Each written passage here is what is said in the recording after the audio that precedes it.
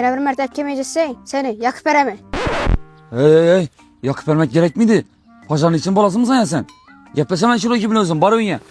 Şiroki, o gepleş bilgen kızın ait. Ükesi bilen gepleşsin, bizden oyunu yakıp vermesin yana. Geliştirgen mi kunari? O? Geliştirmedin mi hali?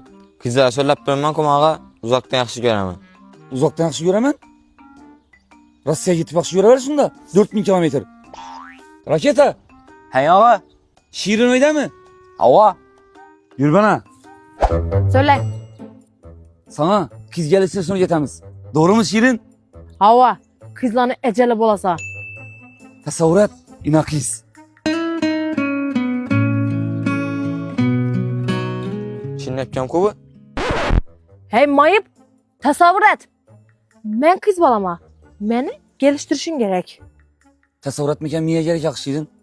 Bunda miye yok ku. Yakşı kız, siz bilen danışsak bola mı? Hoşlar kız eken sizde. Şimdi yapacağımın çok hoşuna emez ku. Hey, öz eşit kalmasın. Az yurt durganı şu. Davay, yakşı kız da bayt. Kız. Yaxşı. Yaxşı. Yaxşı. Yakşı. Yakşı ne? Kız, ben sizin yakşı yurt kaldım da. Yaxşı kız. Ben gördüm sizni. Yaxşı. Heyecanlanıp gittim. Tamam hayat mı? Bizden o vaktimizde vahşi başka şeydi.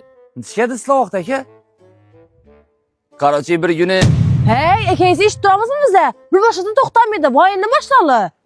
Şiroki sen kızla bilen söyleşip bilmedi olmasan sen onunla bize paramız söyleşmeke.